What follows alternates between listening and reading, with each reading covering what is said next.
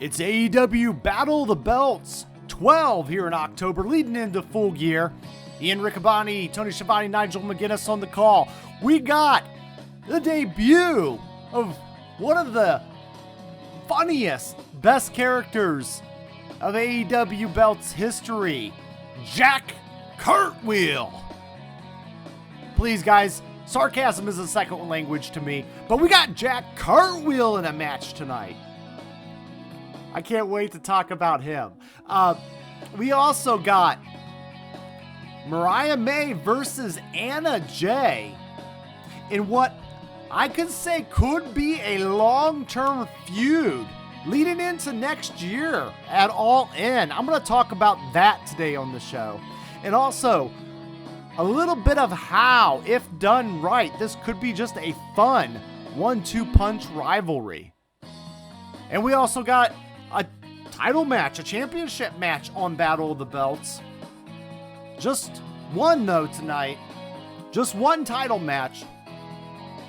I guess two if you talk about the impromptu match. So let's start off with the beginning of the show. We get a match that was not even on the card tonight. Starting off, the Blackpool Combat Club wreaking havoc on Collision, carrying into Battle of the Belts in the intro. Casanoli, Yuta. All right, the Bastard Pac. And we have Shafir, Marina Shafir, and then also John Moxley on the outside watching. They're beating up the Dark Order. They're beating up the whole, group. Alex Shelley is there, check. John Silver, check. And you got the AEW version of Golga, which is Evil Uno. So, the Dark Order, remind me right now, I remember when this group was meant to be the Dark Order, a fraternal brotherhood of people with a corporate infrastructure and a cult-like group. Now when I see them, I feel like I'm watching circus carnies. I feel like we got a group of circus carnies. I feel like we got Golga. Remember the oddities from WWF Attitude Era? We got Golga and his Evil Uno. We've got, I don't know who's going to be who in each of the oddities, but versus the Dark Order. But that's what I feel like I watched here. And ultimately, I feel like something needs to be done differently with the Dark Order. I feel like we could do a revamp, maybe just break it apart, maybe rebuild. I don't know how to go about that, but is it dead? It might just be dead. The Dead Order. But we do have an impromptu match for the Trios Championship. Blackpool Combat Club, about 10 minutes long, is going to get the win here. So impromptu, dominance of the Blackpool Combat Club, beating up the Dark Order. And then we're going to get into our first official Battle of the Belts Championship matchup. It's the Continental Championship. Kazuchika Okada with an 8 wins, 3 loss and 1 tie record versus Kyle O'Reilly. 26-15-1 is his record. Aubrey Edwards is the referee.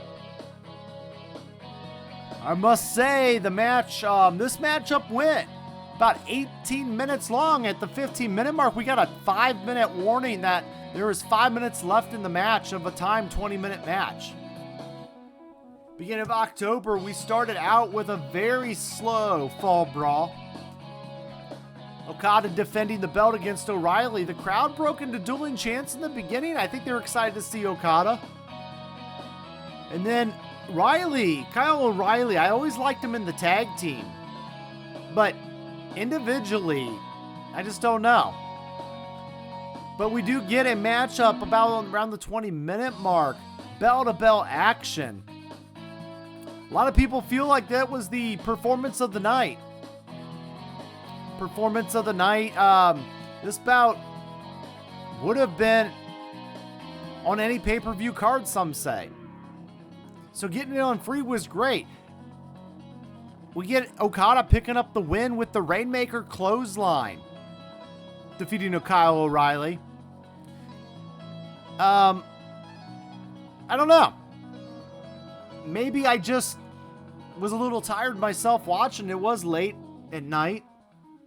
I was trying to get into I want to watch wrestling right now.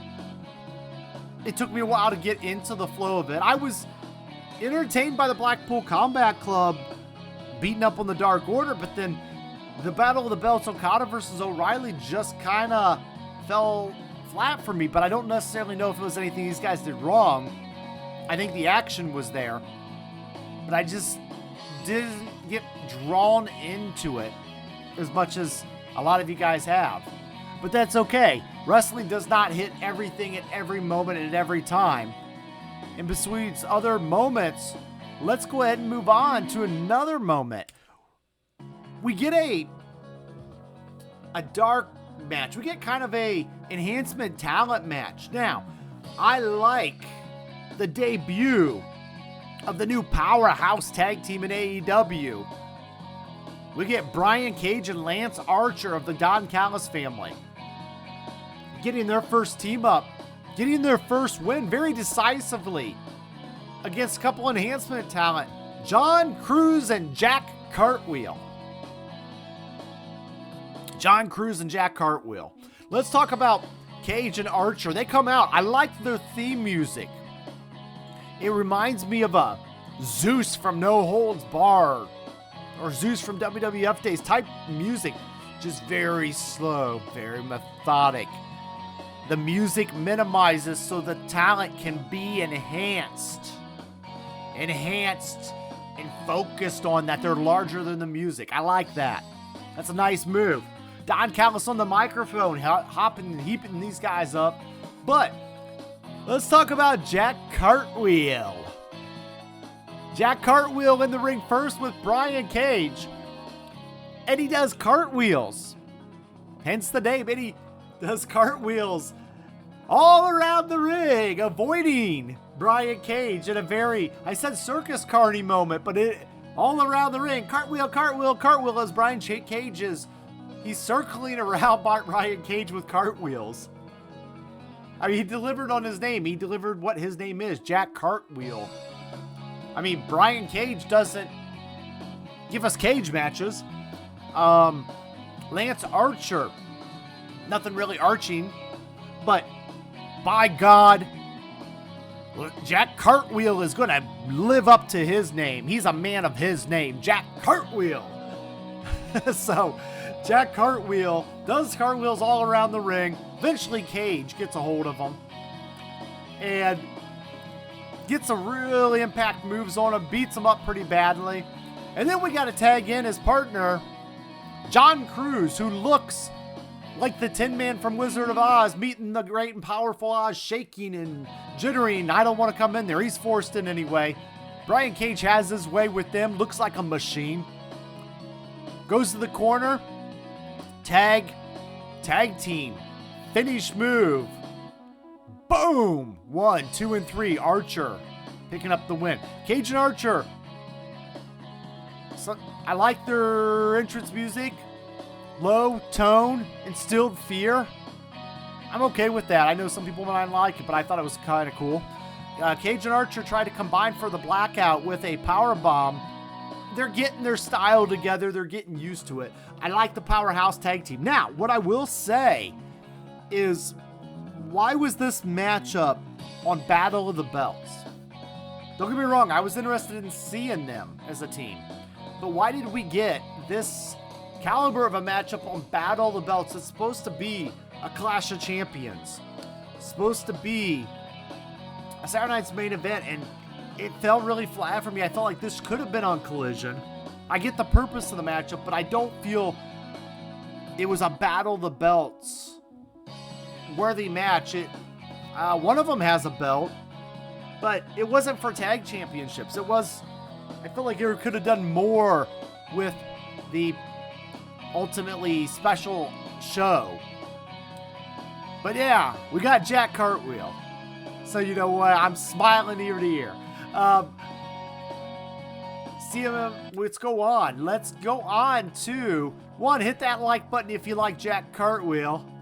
If you can do a cartwheel, hit the like button too, and tell me you can do a cartwheel. I could never do the cartwheels. Not as well as Jack Cartwheel. All right, let's get into Mariah May, the champion, women's champion, versus Anna Jay in a women's world championship eliminator match. Mariah May coming in with 21-4 as her record.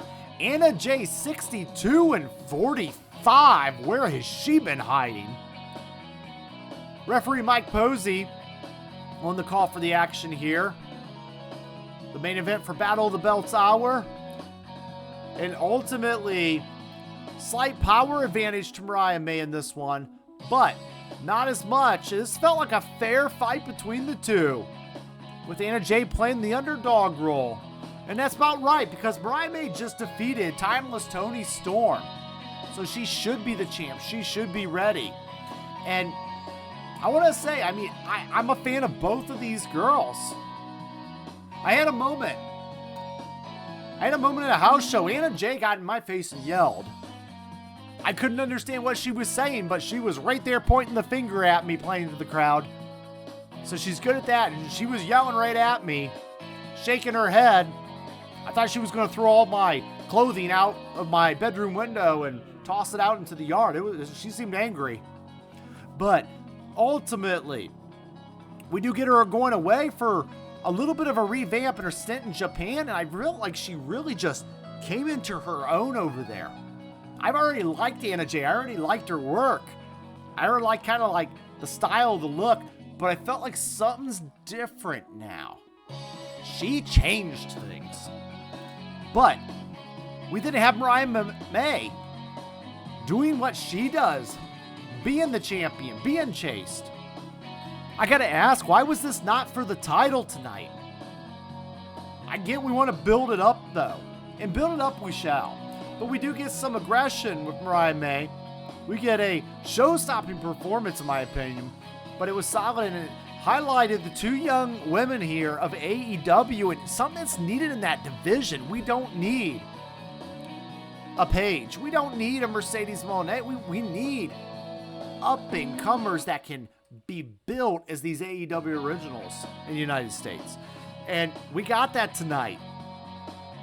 Ultimately, somewhat surprising outcome. Anna Jay pins Mariah May and earns a title shot on Dynamite in 2 weeks on Halloween Eve. So we get in Cleveland Anna Jay, Mariah May.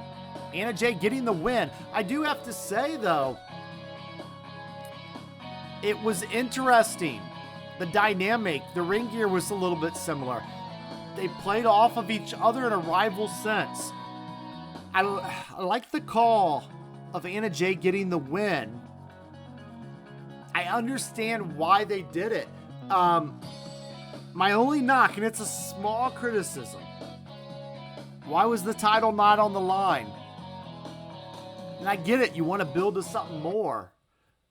But I do feel that the title not being on the line kind of kills, again, the Battle of the Belts moniker that we've been dealing with. Let's go into our final thoughts, though, on that note. Okay, guys? So, what I would like to do is get you guys into the overall Battle of the Belts theme tonight. And I feel the theme was that we didn't get quite the Battle of the Belts portion of it, but I liked the action. I understand what we were doing. I liked the debut of the tag team. A lot of you guys liked O'Reilly versus Okada. You thought that was the really banger of a match, and I'm okay with that, guys, because you know what? I know these guys are both good wrestlers. I know they can work, and you know, it's probably more on me than it was them, and that's okay, because you know, I may go back and watch it again and get a different take, right? I've done that with movies. I've gotten different takes when I've watched them the second time around. The first time around just wasn't there for me. But Anna Jay, Mariah May, I'm all over it. And here's what they could build to the future if they do it right. And what I alluded to in my opening, they could allude to even a match 1 year from now, even a match down the road and all in next year, all out even. And we could go towards Anna Jay, Mariah May in a long-term booking feud that could just mirror each other for their lifestyle in AEW. Here's how it's done. We have a mini feud right now with Mariah May and Anna Jay. Back and forth, back and forth. Anna Jay getting the upper hand, but not quite getting the title. Disqualifications, countouts, crooked referees, and interference from Toni Storm even. We could get all kinds of stuff that causes Anna Jay to chase this championship. But wait, there's more. We then get Anna Jay constantly dodging, not getting this championship of Mariah May. We could get a triple threat eventually with Anna Jay in the mix. Maybe eating the pinfall from Toni Storm or Anna Jay. Toni Storm and Mariah May could go off to their feud, their return feud. Mariah May could end up remaining victorious in that, keeping the title. Anna Jay then could go on, and I'll say it right now, Anna Jay should win the Owen Female Cup tournament in the spring. I think she would be the perfect candidate to follow in the footsteps of a Willa Nightingale and a Britt Baker. I'm campaigning for it now. Anna Jay, 2025 Owen Hart Women's Cup champion, and getting that championship at All In, which then would allow her to capture the much-chased title almost a year later. Guys, that's how I would book it, and it all started here at Battle of the Belts. I'm going to go ahead and head out. Let me know your thoughts on this. Let me know your thoughts on the idea of Anna Jay in a long-term booking chase. I'm really curious to see how you guys feel. Thank you, and good night.